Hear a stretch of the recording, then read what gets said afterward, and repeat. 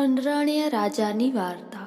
પર્વતરાજે ઋષિઓ પાસેથી અનરણ્ય રાજાની ઘટના વિસ્તારથી જાણવાની ઈચ્છા વ્યક્ત કરી. વશિષ્ઠજીએ કહ્યું કે જૂના સમયની વાત છે. તેજસ્વી અનરણ્ય રાજને અનેક પુત્ર અને એક રૂપવતી કન્યા હતી. કન્યાનું નામ પદ્મા હતું. રાજા પોતાની પુત્રીને ઘણો જ પ્રેમ કરતા હતા. કન્યા યુવાન થઈ જતા રાજાએ તેના માટે એક સુંદર અને સુયોગ્ય વરની શોધ કરી. એક દિવસે રૂપવતી પદ્મા જળમાં વિહાર કરી રહી હતી ત્યારે પીપલાદ મુનિ ત્યાં આવી ચડ્યા અને પદ્માને જોઈ એની ઉપર મુગ્ધ થઈ ગયા. એમણે અનરણ્ય રાજ પાસે જઈ કન્યાની માંગણી કરી. રાજાએ એમની વૃદ્ધાવસ્થા જોઈ ઘણી જ ચિંતા અનુભવી.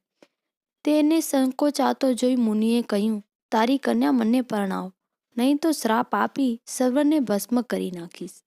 રાજા દુઃખી થયો, પણ પુરોહિતના સમજાવવાથી અને ઋષિના શ્રાપથી કુળને બચાવવા માટે એમણે પોતાની કન્યા પીપલાદ મુનિ આપી દીધી. પીપલાદ મુનિ એને લઈ પોતાના આશ્રમમાં ગયા. પદ્માએ આ જીવનને ઈશ્વરનું વિધાન માની સ્વીકાર કરી લીધું અને પોતાના પતિની સેવામાં પોતાનું જીવન અર્પિત કરી દીધું. એક દિવસે પૃથ્વી પર ધર્મ એક સુંદર નવયુવાનના રૂપમાં વિચરણ કરતો હતો. તે વખતે તેણે પદ્માને પોતાની કામ વાસનાનો શિકાર બનાવવાની ચેષ્ટા કરી. પતિવ્રતા સતીએ એ યુવકની નિંદા કરતા તેને નષ્ટ થઈ જવાનો શ્રાપ આપ્યો.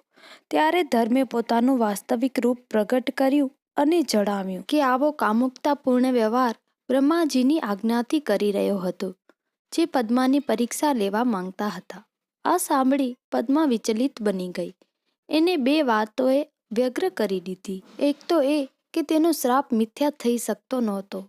બીજું એ કે ધર્મ વગર લોકયાત્રાનું પ્રવર્તન કેવી રીતે થઈ શકે.